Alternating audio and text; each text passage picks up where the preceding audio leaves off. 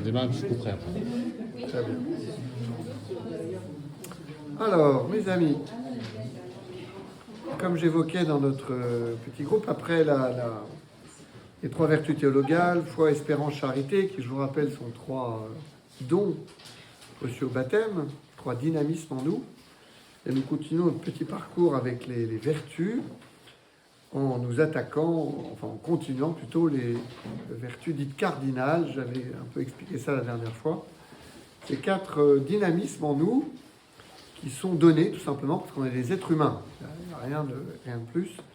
Alors ces dynamismes ont été plus ou moins renforcés, éduqués, et donc nous sommes plus ou moins prudents, justes, forts ou tempérants.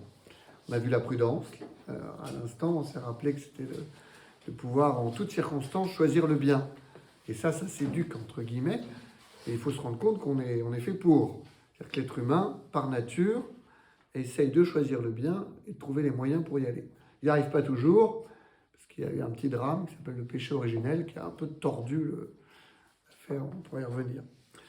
Et donc cette deuxième vertu cardinale, c'est celle de la justice. Alors la justice, vertu de justice, comme ça ne parle pas explicitement. Donc j'aimerais avec vous essayer un peu de l'approcher. Voilà, je nous rappelle que dans la prière des compagnons de Saint Jean-Baptiste, en fait, on demande à Dieu de dynamiser en nous, de renforcer les vertus de prudence, de justice, de force, de tempérance. Donc c'est-à-dire qu'il y a quelque chose en nous qu'il faut pouvoir renforcer, aiguillonner, dynamiser. Et pour éclairer un peu ce qu'est cette vertu, après avoir mis 2 citations des textes un peu fondateurs des compagnons, la première, qui est celle, la même que la dernière fois, c'est dans la vie ordinaire. Et bien que nous pouvons exercer cette vertu de justice, rien à voir d'une certaine façon avec les cours d'assises et tout ça, autre chose.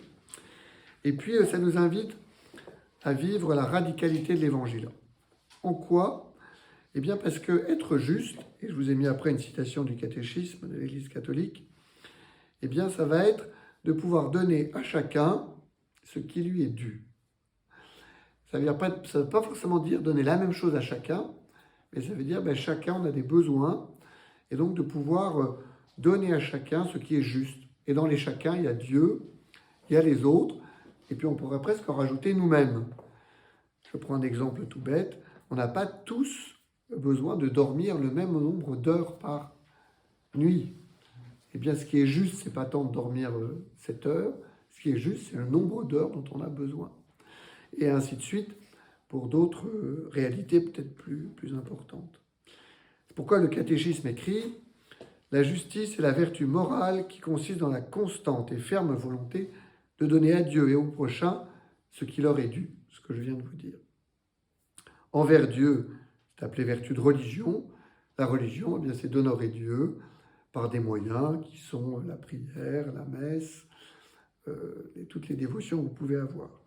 Envers les hommes, elle dispose à respecter les droits de chacun, à reconnaître ce que chacun est et les droits qu'il a, et à établir dans les relations humaines l'harmonie qui promeut l'équité à l'égard des personnes et du bien commun. Les relations humaines, en fait, la vertu de justice, elle va se réaliser dans les relations qu'on a avec nos proches, avec ceux qui sont au travail. C'est vraiment là où s'authentifie le fait qu'on est juste ou qu'on n'est pas juste. Souvent, les enfants comprennent ça très bien quand ils disent « c'est pas juste ». C'est-à-dire que, alors parfois c'est un peu infondé, parfois ça l'est quand même. Pas juste, c'est-à-dire que eh bien, ce que je reçois ne correspond pas à ce que j'espérais recevoir. Parfois il peut y avoir un peu de caprice, mais ça dit que c'est dans la relation eh bien, qu'on est juste ou qu'on ne l'est pas. Voilà, après je vous laisse lire la fin de la citation. Et je vous propose, pour éclairer de façon un peu particulière cette vertu de justice, un évangile que vous connaissez, souvent appelé l'évangile des ouvriers de la dernière heure. Voilà, où eh bien, on pourrait avoir l'impression que le maître du domaine n'est pas très juste. Et pourtant, il l'est. Alors je vous propose, comme à chaque fois, d'écouter, d'entendre, d'avoir un cœur large, généreux, parce que Dieu veut vous parler par ce texte, et puis peut-être d'imaginer bien, nous sommes dans un village, il y a une vigne, vous imaginez ce que vous voulez, il y a un maître de la vigne, et puis il embauche des ouvriers. Alors la vigne, ça peut être une vigne, j'allais dire, voilà, comme dans le Bordelais, ou ça peut être votre travail, votre activité, peut-être d'imaginer, ben, tiens, je suis là, alors si ça vous aide, et d'entendre un peu ce que le Seigneur dit, en demandant intérieurement la grâce, comme je l'écris, de la juste relation, de pouvoir peut-être, dans une relation particulière, eh bien, être bien ajusté à l'autre. Alors écoutons l'Évangile avec le peu de voix qu'il me reste. En effet, le royaume des cieux est comparable au maître d'un domaine qui sortit dès le matin afin d'embaucher des ouvriers pour sa vigne. Il se mit d'accord avec eux sur le salaire de la journée, un denier, c'est-à-dire une pièce d'argent, et il les envoya à sa vigne. Sorti vers 9 heures, il en vit d'autres qui étaient là, sur la place, sans rien faire. Et à cela il dit, « Allez à ma vigne, vous aussi, et je vous donnerai ce qui est juste. » Ils y allèrent. Il sortit de nouveau vers midi, puis vers 3 heures, et fit de même. Vers 5 heures, il sortit encore, on trouva d'autres qui étaient là, et leur dit, « Pourquoi êtes-vous restés là toute la journée sans rien faire ?» Ils lui répondirent, « Parce que personne ne nous a embauchés. » Il leur dit, « Allez à ma vigne, vous aussi. » Le soir venu, le maître de la vigne dit à son intendant, « Appelle les ouvriers et distribue le salaire, en commençant par les derniers, pour finir par les premiers. » Ceux qui avaient commencé à 5 heures s'avancèrent et reçurent chacun une pièce d'un denier. Quand vint le tour des premiers, ils pensaient recevoir davantage, mais ils reçurent eux aussi, chacun, une pièce d'un denier. En la recevant, ils récriminaient contre le maître du domaine. « Ceux-là, les derniers venus, n'ont fait qu'une heure, et tu les traites à l'égal de nous, qui avons enduré le poids du jour et de la chaleur. » Mais le maître répondit à l'un d'entre eux, « Mon ami, je ne suis pas injuste envers toi. N'as-tu pas été d'accord avec moi pour un denier? Prends ce qui te revient et va-t'en. Je veux donner au dernier venu autant qu'à toi. N'ai-je pas le droit de faire ce que je veux de mes biens? Ou alors ton regard est-il mauvais parce que moi je suis bon?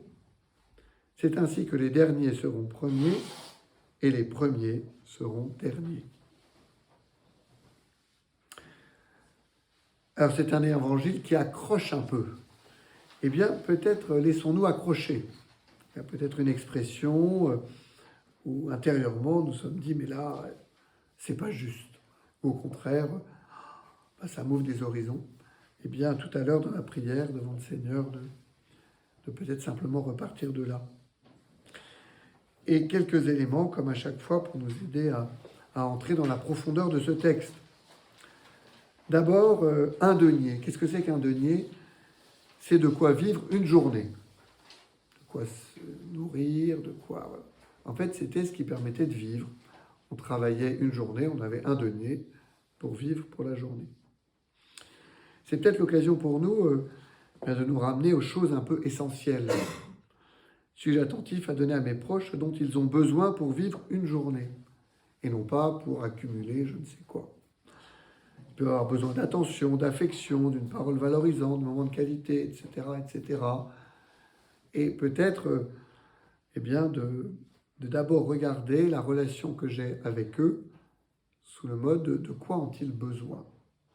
Qu'est-ce qui, d'une certaine façon, leur est dû? Sinon, ils sont un peu en panique. Première chose. Deuxième chose, ce maître de la vigne, il ne va pas juste leur donner un denier, en fait, il leur donne un travail. Il les envoie à sa vigne et il interroge ceux qui traînaient là, qui disent « Nous n'avons pas été embauchés, les ouvriers de la dernière heure. » Donc ce denier reçu est lié à une mission. Il n'est pas un simple don gratuit. Le maître va veiller à valoriser la personne dans sa dignité en lui donnant un travail. Et il n'est pas dit que ce travail fasse nécessairement 1 heure, 2 heures, 3 heures, 4 heures. Il va permettre à ces personnes, il reconnaît eh bien, cette dignité de travailler, ce besoin d'une certaine façon. Et qui, on le voit, ne se quantifie pas forcément. Justice, là j'écrivais, n'est pas pitié, mais il y a une objectivité. Je vais te donner quelque chose et tu vas recevoir.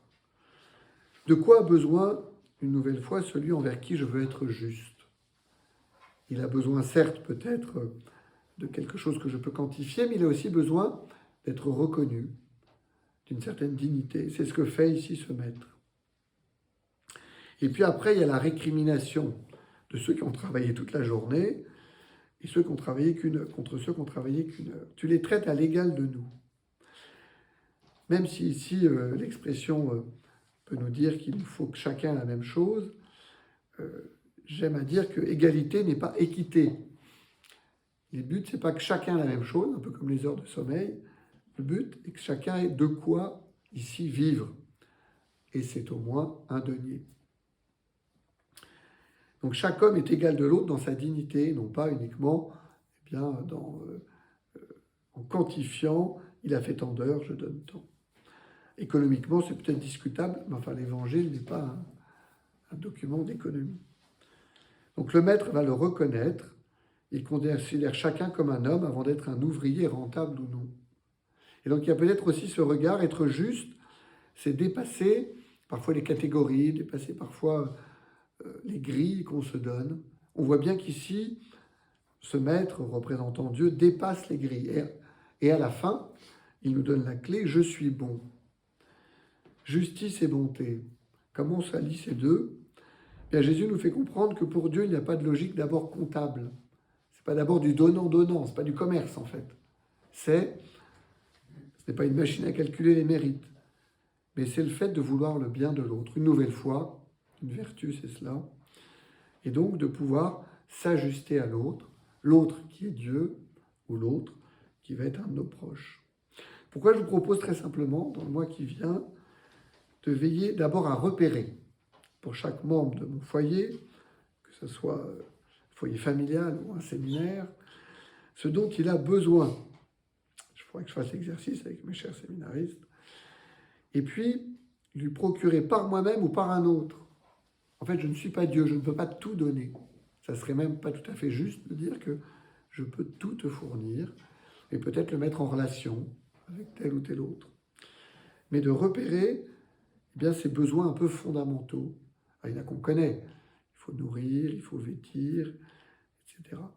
Mais peut-être les besoins, j'allais dire, particuliers de chacun.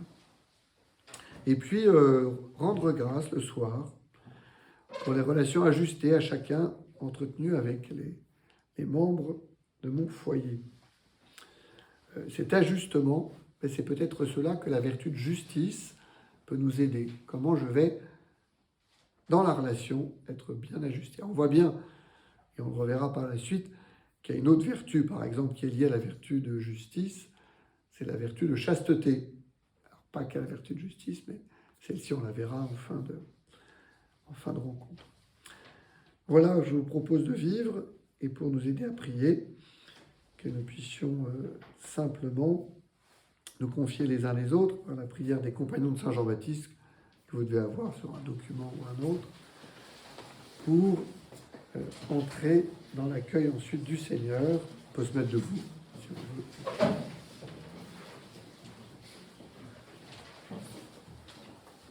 Sous le patronage de Saint Jean-Baptiste, ô mon